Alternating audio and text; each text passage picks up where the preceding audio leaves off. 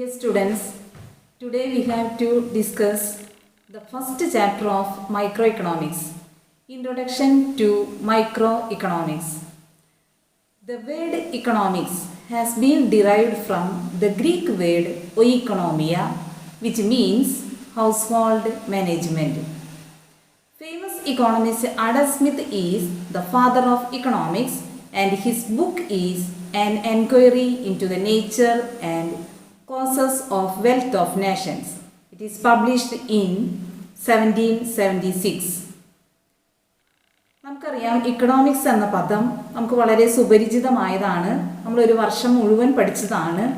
സുപരിചിതമായ ഈ പദം, ഇക്കണോമിക്സ് എന്ന പദം രൂപം കൊള്ളുന്നത് ഗ്രീക്ക് പദമായ ഒയിക്കണോമിയ എന്ന പദത്തിൽ നിന്നാണ്. ഒയിക്കണോമിയ എന്ന് പറഞ്ഞാൽ മലയാളത്തിൽ അതിൻ്റെ മീനിങ് ഗൃഹഭരണം എന്നാണ്, ഹൗസ് ഹോൾഡ് മാനേജ്മെൻറ്റ്. അതുപോലെ തന്നെ നമുക്കറിയാവുന്ന കാര്യമാണ്, നമ്മൾ കഴിഞ്ഞ വർഷം പഠിച്ചതുമാണ്. ആഡം സ്മിത്താണ് ഇക്കണോമിക്സിൻ്റെ പിതാവ്.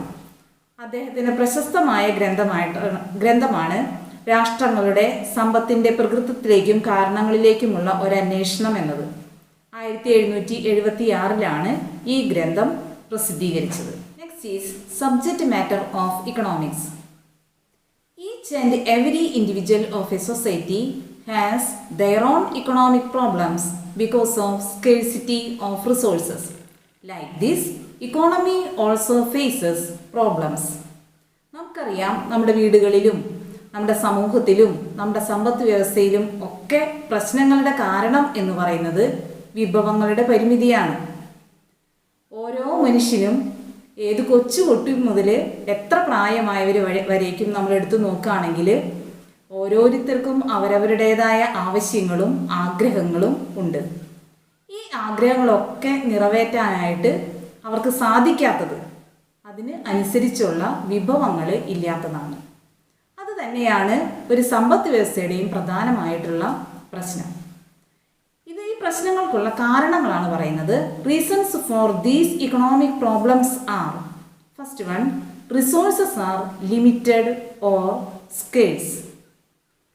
നമുക്കറിയാം, വിഭവങ്ങൾ എന്ന് പറയുന്നത് നമ്മുടെ വീട്ടിലെ വരുമാനമായാലും അല്ലെങ്കിൽ നമുക്ക് ഏത് പ്രശ്നം പരിഹരിക്കാനുള്ള വിഭവങ്ങൾ എന്ന് പറയുന്നത് ലിമിറ്റഡ് ആണ്, പരിമിതമാണ്. നമ്മുടെ വീട്ടിൽ 100 രൂപയാണ് വരുമാനമെങ്കിൽ അതിനെയാണ് നമ്മൾ റിസോഴ്സസ് ആയിട്ട് ഇവിടെ കണക്കാക്കുന്നത്. ഈ 100 രൂപ ഉപയോഗിച്ച് വേണം നമുക്ക് നമ്മുടെ വീട്ടിലുള്ള എല്ലാ അംഗങ്ങളുടെയും എല്ലാ ആവശ്യങ്ങളും ആഗ്രഹങ്ങളും നിറവേറ്റാനായിട്ട്. അപ്പോൾ എപ്പോഴും ഒരു കുടുംബമാണെങ്കിലും ഒരു സമൂഹമാണെങ്കിലും ഒരു സമ്പദ് വ്യവസ്ഥയാണെങ്കിലും എപ്പോഴും റിസോഴ്സസ് അല്ലെങ്കിൽ വിഭവങ്ങൾ എന്ന് പറയുന്നത് ലിമിറ്റഡ് ആണ്, പരിമിതമാണ്. Resources R limited or scarce. Scarce എന്ന് പറഞ്ഞാൽ പരിമിതം എന്നാണ് ഉദ്ദേശിക്കുന്നത്. Next problem is human wants R unlimited. മനുഷ്യൻ്റെ ആവശ്യങ്ങൾ എന്ന് പറയുന്നത് ഈ റിസോഴ്സസിനനുസരിച്ചല്ല. അവൻ്റെ ആവശ്യങ്ങൾ എന്ന് പറയുന്നത് എപ്പോഴും അനന്തമാണ്, അല്ലെങ്കിൽ ഒരു പരിധിയും ഇല്ലാത്തതാണ്. എല്ലാ ആഗ്രഹങ്ങളും നിറവേറ്റി കഴിഞ്ഞ ഒരു മനുഷ്യനും ഭൂമിയിൽ ജീവിച്ചിരിപ്പുണ്ടാവില്ല സാധാരണഗതിയിൽ.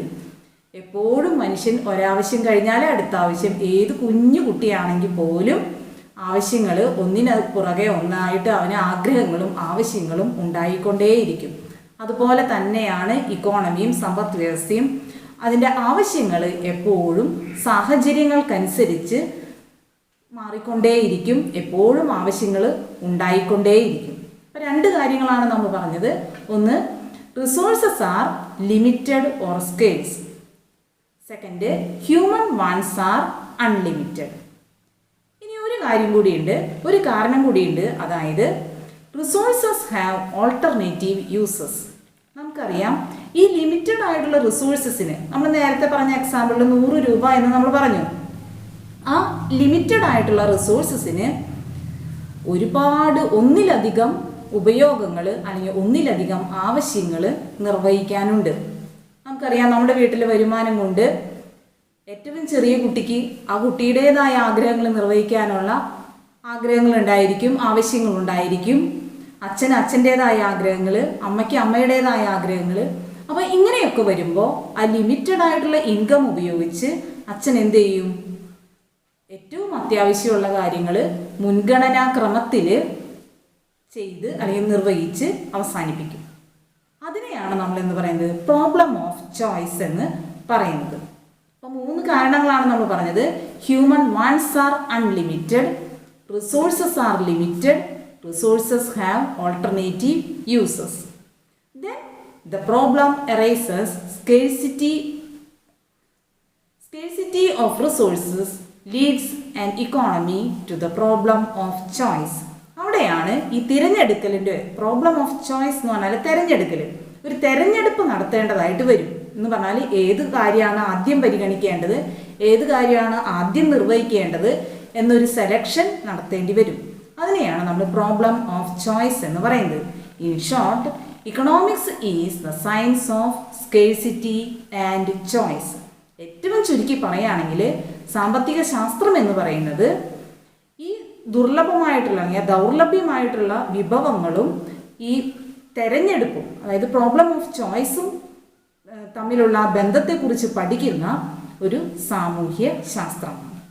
Next, scarcity definition about economics.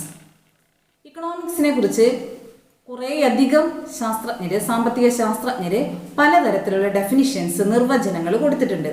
അതിലേറ്റവും പ്രമുഖമായ ഒന്നാണ് ലയണൽ റോബിൻസിൻ്റെ സ്കേഴ്സിറ്റി ഡെഫിനിഷൻ.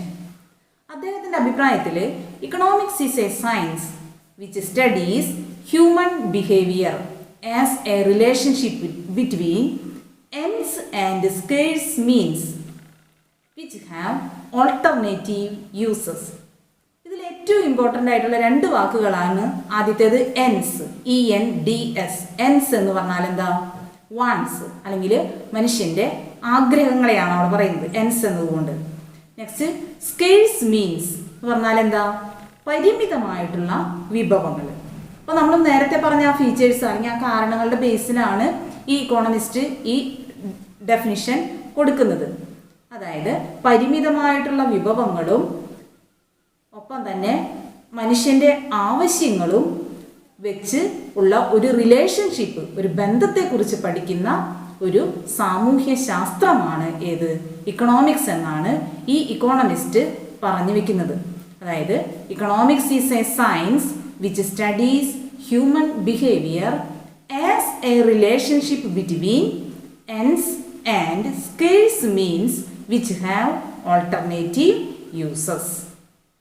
ഇനി ഇതുപോലെ തന്നെ മറ്റു പല ഇക്കോണമിസ്റ്റുകളും ഡെഫിനിഷൻസ് കൊടുക്കുന്നുണ്ട്. അതിൽ പ്രധാനപ്പെട്ട ഡെഫിനിഷൻസ് ആണ് ഇപ്പം നമ്മൾ താഴെ കാണുന്നത്. വെൽത്ത് ഡെഫിനിഷൻ ആഡം സ്മിത്ത് എന്ന ഇക്കോണമിസ്റ്റ് ആണ് കൊടുത്തിട്ടുള്ളത്. അദ്ദേഹത്തിൻ്റെ പ്രശസ്തമായിട്ടുള്ള ബുക്കാണ് an enquiry into the nature and causes of wealth of nations. Adam Smith തന്നെയാണ്, ടീച്ചർ നേരത്തെ പറഞ്ഞു, ആഡം സ്മിത്ത് ആണ് ഇക്കണോമിക്സിൻ്റെ പിതാവ് അല്ലെങ്കിൽ ഫാദർ ഓഫ് ഇക്കണോമിക്സ് എന്ന പേരിൽ അറിയപ്പെടുന്നതെന്ന് ടീച്ചർ നേരത്തെ പറഞ്ഞു. 1776 അദ്ദേഹത്തിൻ്റെ ബുക്ക് പബ്ലിഷ് ചെയ്യുന്നത്. അടുത്ത ഇക്കോണമിസ്റ്റ് ആണ് ആൽഫ്രഡ് മാർഷൽ. അയാൾ വെൽഫെയർ, ക്ഷേമം എന്ന രീതിയിലാണ് ഇക്കണോമിക്സിനെ ഡിഫൈൻ ചെയ്യുന്നത്. അതുകൊണ്ട് തന്നെ വെൽഫെയർ ഡെഫിനിഷൻ എന്ന പേരിൽ അറിയപ്പെടുന്നു. അദ്ദേഹത്തിൻ്റെ പ്രശസ്തമായിട്ടുള്ള ബുക്കാണ് പ്രിൻസിപ്പിൾസ് ഓഫ് ഇക്കണോമിക്സ്. 1890 അത് പബ്ലിഷ് ചെയ്യുന്നത്. പിന്നെ നമ്മൾ നേരത്തെ പറഞ്ഞ ലയണൽ റോബിൻസിൻ്റെ സ്കേഴ്സിറ്റി ഡെഫിനിഷൻ. ഇപ്പം നമ്മൾ ഡീറ്റെയിൽ ആയിട്ട് പഠിച്ചതിനെ കുറിച്ചാണ്. അദ്ദേഹത്തിൻ്റെ പ്രശസ്തമായ ബുക്കാണ് an essay on the nature and significance of economics. 1932 ഇത് പബ്ലിഷ് ചെയ്തത്. അതുപോലെ തന്നെ മറ്റൊരു പ്രശസ്തനായിട്ടുള്ള ഇക്കോണമിസ്റ്റാണ് Paul A Samuelson. Growth definition എന്ന പേരിലാണ് അദ്ദേഹത്തിൻ്റെ ഡെഫിനിഷൻ അറിയപ്പെടുന്നത്. ഇക്കണോമിക് ഗ്രോത്തിനെ ബേസ് ചെയ്തിട്ടാണ് അയാൾ ഡെഫിനിഷൻ കൊടുക്കുന്നത്. അയാളുടെ ബുക്കിൻ്റെ പേര് ഇക്കണോമിക്സ് എന്ന് തന്നെയാണ്. 1964 ഈ ബുക്ക് പബ്ലിഷ് ചെയ്യുന്നത്.